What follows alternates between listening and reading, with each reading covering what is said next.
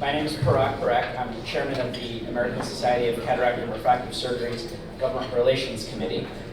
Today it is my deep honor to introduce not just a friend of doctors and a friend of medicine, but maybe the best friend of doctors and the best friend of medicine in the U.S. Senate.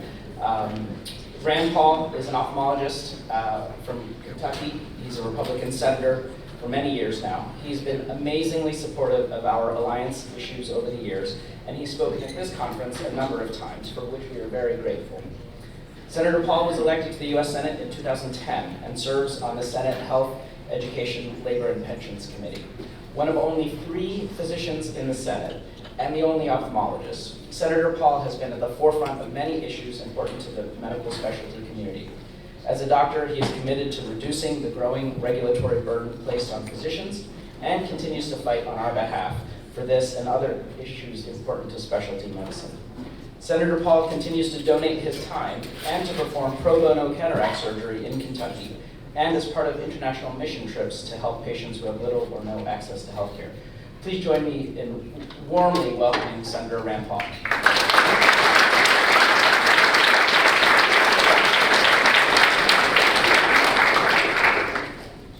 Good morning.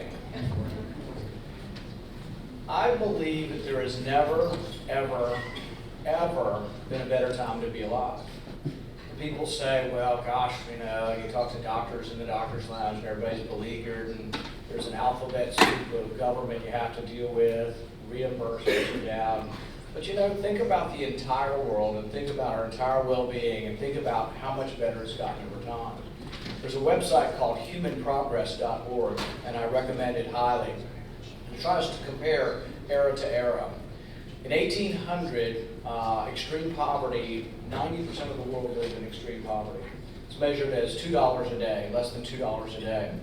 If you take that in constant dollars and look at it over the last couple of hundred years, when I was born in the early 1960s, it dropped from 90% of the world living on $2 a day to about a third of the world living on $2 a day. We're now down to about 56 years later, less than 10% of the world lives in extreme poverty. So there are advances, longevity, antibiotics, vaccines, you name it, childhood mortality. Almost any statistic that you look at, we see an improvement in overall health and well-being of the world. Now, while that's all good, I think it's important when you see something and you can all agree, no matter where you come from on the political spectrum, that these are good things that are happening, then we have to study them and figure out why did they happen. To my mind, it's clearly because we've embraced freedom, capitalism, trade, and the division of labor. A lot of this, is the dawning of the era as Adam Smith. You read The Wealth of Nations and you read about how important the division of labor is. You see it in your own life. I remember when we were a kid, my dad was a physician. He'd say, okay, now we're all going to plant, you're going to have peas and green beans and corn, and we each plant, a couple rows of these things. Inevitably we failed. The deer would eat them or something would happen, lack of rain, you name it. But he always would respond by saying, thank God for the division of labor. He was better at being a physician than a farmer. But it's not a trifling thing. It's an incredibly important thing, the division of labor, and it's how society has really advanced. You look at the growth of the population. There was a guy named Paul Ehrlich back in the 70s who said the population was going to destroy the world and we had to start having mandatory one-child policy like China did, and that overpopulation was going to destroy everything. On the other side of that, you had Julian Simon, who was an economist, who said actually people are the ultimate resource. That the ingenuity, the more people you get, the more ingenuity you get, the more geniuses you get, the more discoveries you get. And he made a bet with Ehrlich over about a 10-year period. He says, will the prices go up or down? And Ehrlich said because of the population, natural resources will all become more scarce and all the prices will rise. Instead, a 10-year bet. They picked 5 different commodities, and sure enough, after 10 years, the price had gone down. Because of ingenuity, we find ways stuff. You remember back in the 70s when they said all the oil was going to run out in 10 years, and everybody was frightened. Now we got more oil, now we're exporting oil. I think ingenuity is an amazing thing. People are an amazing thing when left to their own devices, which gets us to medicine. The fear is that over time, as government becomes more and more involved, that there'll be less and less ingenuity. As government becomes more and more defined as to what people will pay for certain things, if we are limited to $800 for a hip replacement, Is there limits to the innovations you're going to get for $800? If you pay cataract surgeons $600 to take a cataract out, are there limits to the point at which you someday get to the point where the young people are becoming money managers and options traders? Oh, right, that's right, that already happened. But there is a point. There is a point. And I was joking with, is Frank here today? Where's Frank? He didn't even come this morning. Frank Burns. But I was joking with him yesterday, and I said, well, you know, he was worried about, you know, all these alphabet soup of reimbursements as everyone is. And I said, well, don't worry. We're going to use the Cuban model. Is $24 a month not enough for you guys?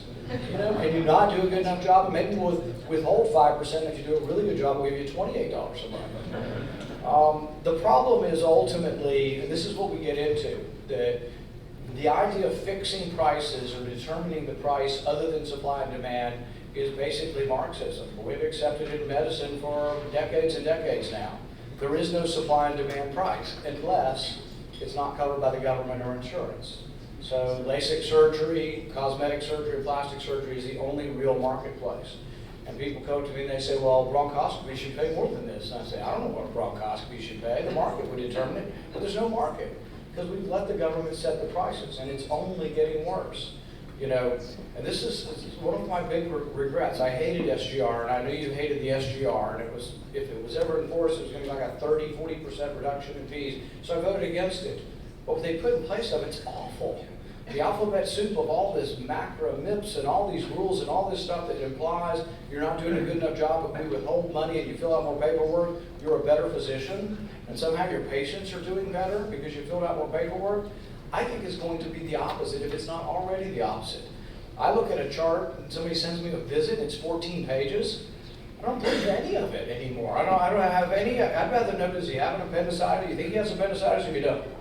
You know, and you pay people for their expertise in it, but you don't pay people that when you send them over there with a tender belly to say, well, I did instruct him on not smoking. We talked a lot about that he's really fat and going to McDonald's too much. Oh, and by the way, he's got appendicitis and really ought to go to the emergency room, but I'm not done filling out the 15-page, you know, paper on obesity and smoking and, you know, whether he has guns in the house and all this other stuff. And it's like, so we do have to figure it out, but you have to, I guess my admonition to you, and then we'll take some questions, is this.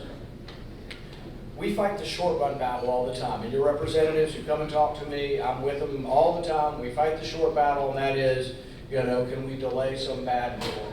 Can we make some bad rule less bad? And I'm with you on every one of those things and will continue to be. But let's also fight the bigger battle.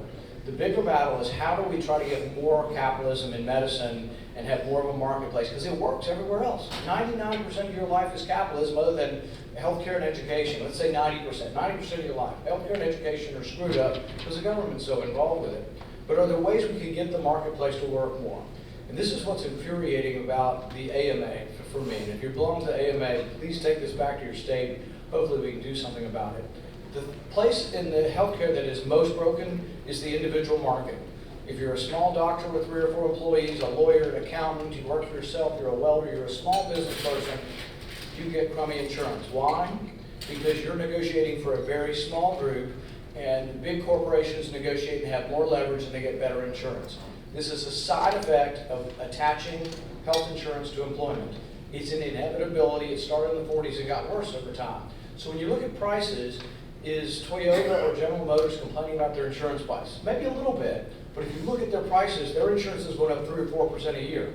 If you're an individual practice and you're buying your health insurance, some of it's been going up 25 to 50% a year, even more.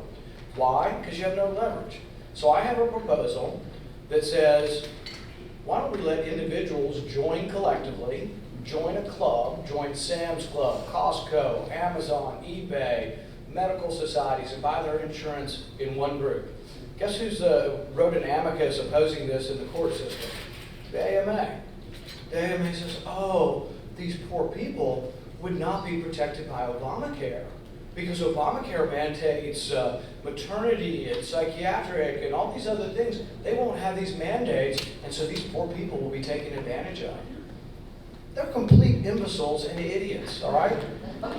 We do not mandate not mandate to Toyota or General Motors to have any of these things, and yet they have great insurance. Many of them, probably most of them have maternity, many of them have leave, most of them probably have psychiatric. Most of them have all of these things.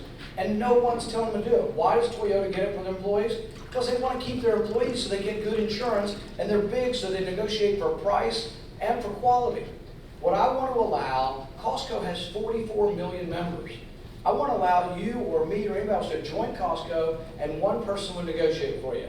Do you think if I had 44 million members I was negotiating for and Toyota had 30,000, who do you think is going to get better quality and better quantity? The AMA has taken this foolish big government pro-Obamacare position, but not just taken the position, they're putting an amicus in the court. So I got the president to sign an order expanding the association plans, letting people join together. That's what's being fought in court. It's not enough though. Really the order wasn't going to transform things as much as we want. We need legislation, but I can't get one Democrat. This is the partisan thing I'll leave you with. Not one Democrat voted to reduce your taxes. Almost every Democrat on the stage wants to raise your taxes. We lowered corporate taxes from 35 to 21. That's where the rest of the world is. We're finally competitive with the rest of the world, but there is a difference between the parties. Not one of them are for lowering taxes. On the association plans, I can't get one in the Senate. And I try to approach them by saying, it's collective bargaining. I thought you guys were for collective bargaining. And I still can't get anybody because they say, oh, you're trying to do an end run around Obamacare. But I'm really not. I'm trying to give the individuals the same power and prerogative that big corporations have. So if you are a part of AMA or part of your local chapter of the AMA, if you're interested in association plans, call our office, we'll send you a summary of it. But try to push back on the AMA going this far. The AMA's never really been a conservative organization, but if you're members of it, don't waste your dues on it. Try to either push back or get out. Probably would be just as good. But anyway, there are ways. These are the ways we could fix it, and I think that ultimately the question of the decision we all have to have is which system works best. Does the Venezuelan system distribute food very well? The average person's lost 19 pounds. Socialism doesn't work. Did Stalin's Russia work very well? Did Hitler's Nazi socialism work well? Did Mao's socialism work well? Did Pol Pot? And why do we get, each time we get bigger and bigger government and more control of the economy, why do we wind up with authoritarians? Is it an accident? Why is it always an accident we get an authoritarian? Hayek put it this way. Hayek said that the reason you get authoritarians is they are selected out for being the most efficient at what they do. So if ultimately I need to take your property for complete socialism, I have to take your property, there is a point at which you will resist. We heap all these alphabet soup on you and you sort of push back, but ultimately when we say you can't work for yourself, you gotta work for government, and we're gonna own your practice, when you push back. It takes a ruthless leader to take your property. When someone comes for your house or comes for your property, it takes a ruthless leader. That's why the ultimate result of socialism, the ultimate role of complete socialism is authoritarianism. And we shouldn't forget that as we see across the country new people popping up saying socialism is great, who don't seem to be aware of the 20th century genocides that went on. But back to what I started with. It's the best time ever to be alive, so don't let any of this get you down. Go out and succeed, continue to help people, and thanks for having me.